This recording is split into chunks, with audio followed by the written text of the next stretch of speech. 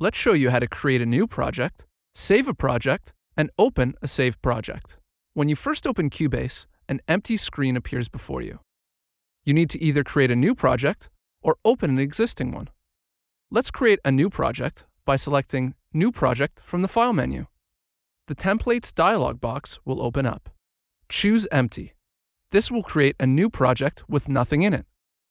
Cubase now wants to create a folder on the hard drive so that your Cubase project song file and all of its related files are stored in one safe place. Navigate to where you would like this project to be created. You are not saving the project at this point. You are creating a folder on the hard drive that your project will get saved into later. Press Create on the PC or New Folder on the Mac to create a new folder for your project. Give your new folder a name. What's important here is that you are creating a folder on the hard drive to store your project into. This folder should have a unique name that is different than any other Cubase project you have created before. Click OK on the PC or Create on the Mac. Now click OK on the PC or Choose on the Mac.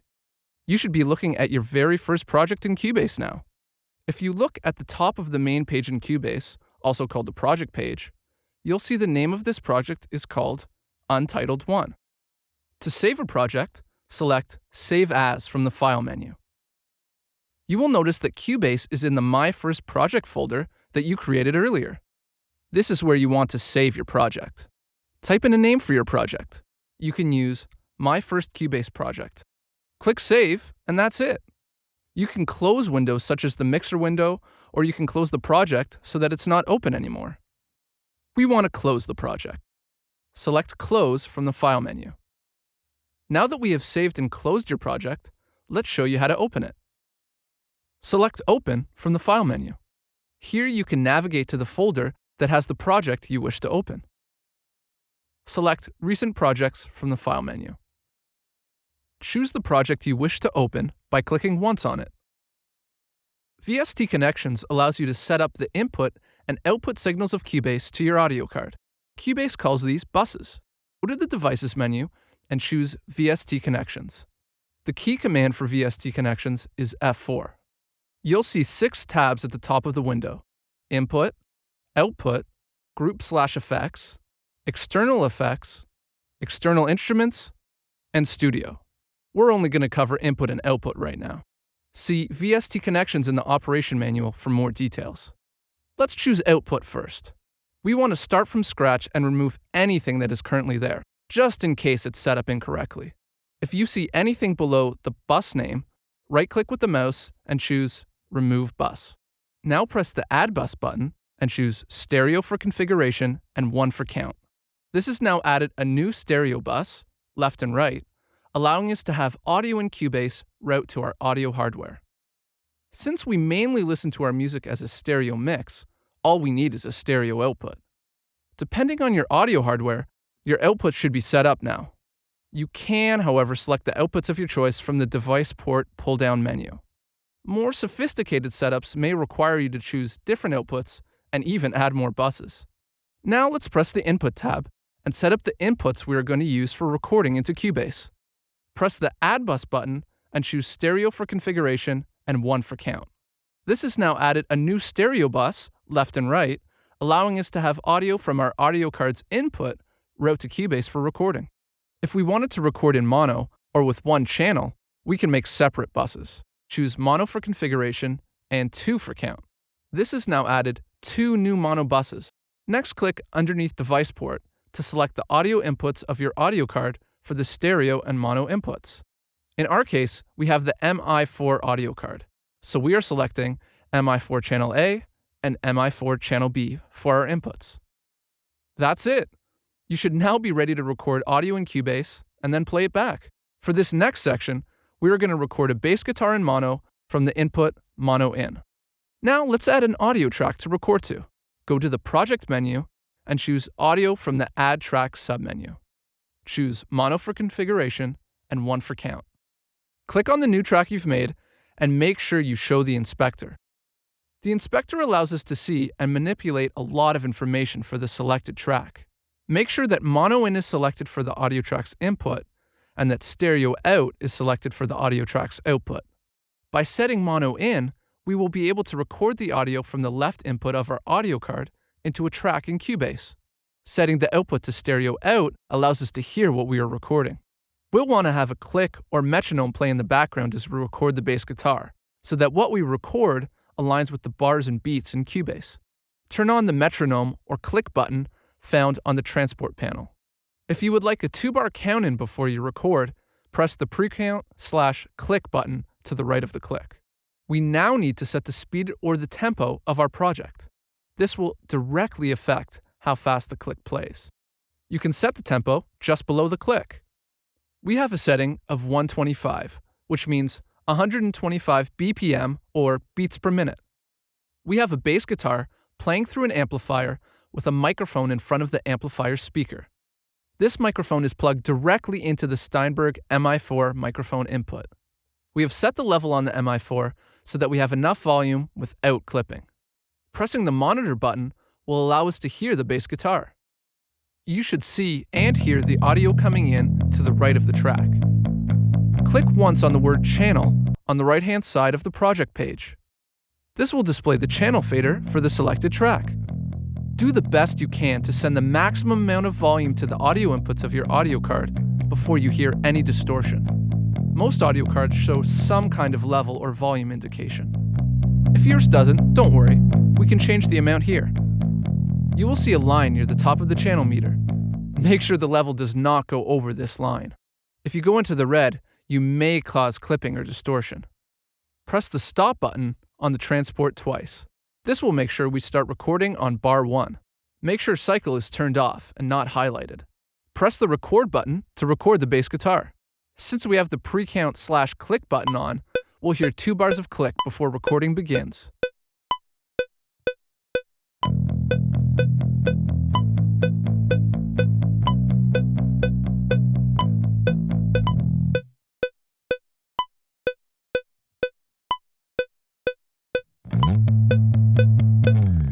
Press the stop button when you're finished. Turn off the monitor and record enable button on the track so that we don't hear the input or record on the track anymore. Congratulations! You have just recorded your first piece of audio in Cubase. We are going to learn how to play back audio in Cubase. You might think this is very simple. Just hit play. It is actually this simple, but there are a few tricks to learn so that you'll be playing back what you want with precision. There are a few ways you can start playback in Cubase. Press the start button on the transport. Press the space bar on your computer keyboard. You can also press the enter key of the numerical computer keypad. We can double-click in the lower half of the ruler.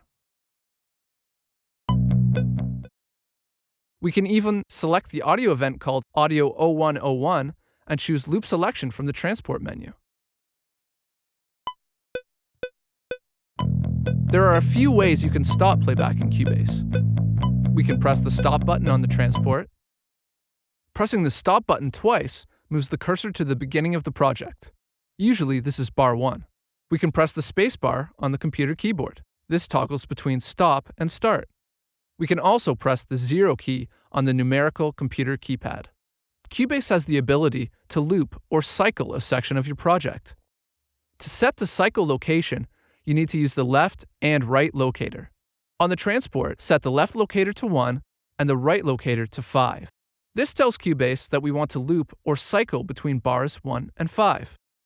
Make sure that the cycle button is turned on.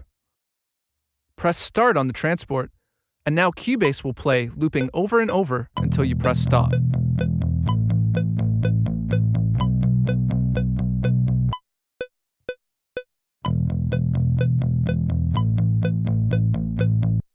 There are 3 different modes for recording when the cycle is turned off.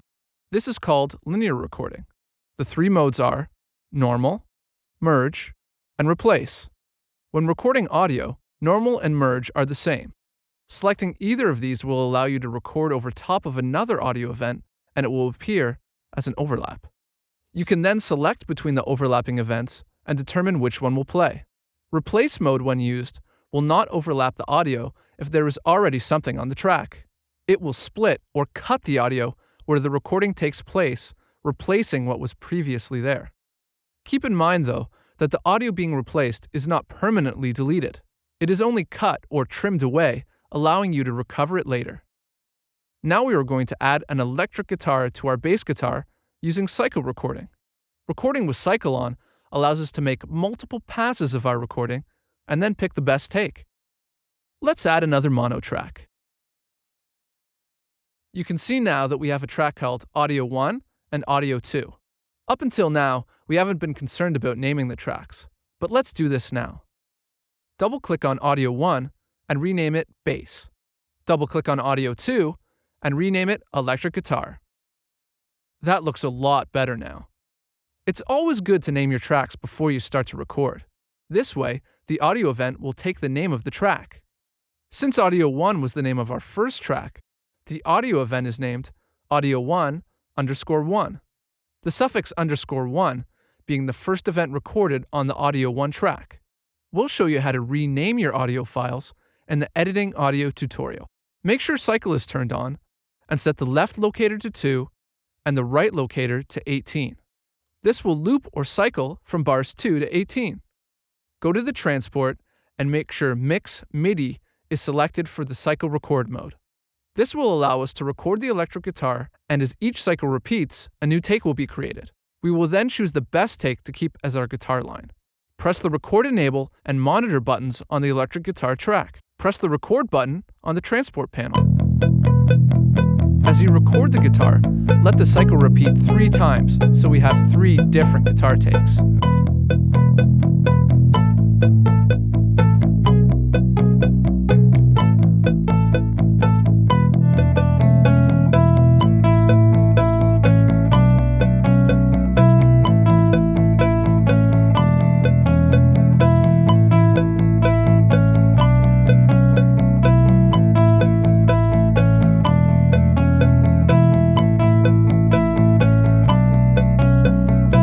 Press stop when you're finished.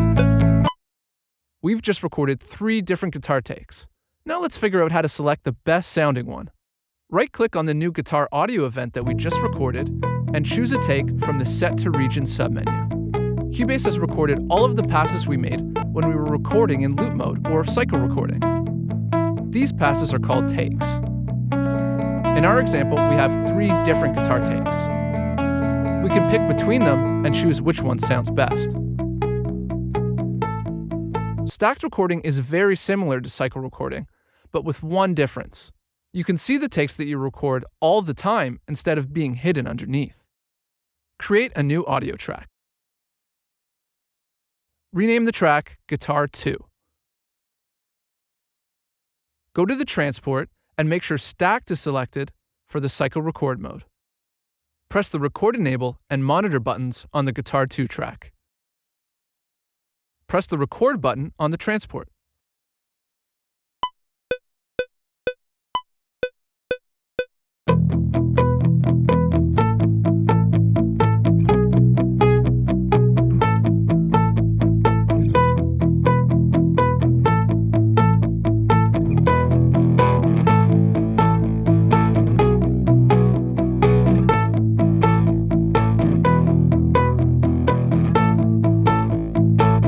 When you are done recording, press stop. You should see the recorded audio appearing below each other as separate takes. Click once at the bottom of the Guitar 2 track to resize it larger. This allows you to see the audio takes much better. Deselect the record enable and monitor buttons. The top 2 are muted, and the bottom one that is green colored, take 3, is the one that will currently play. Mute take 3 and unmute take 2. This allows take 2 to be heard. You can do the same for take 1. Continue on to Tutorial 2 Editing Audio, as we will show you how to edit what we've recorded using some of the tools.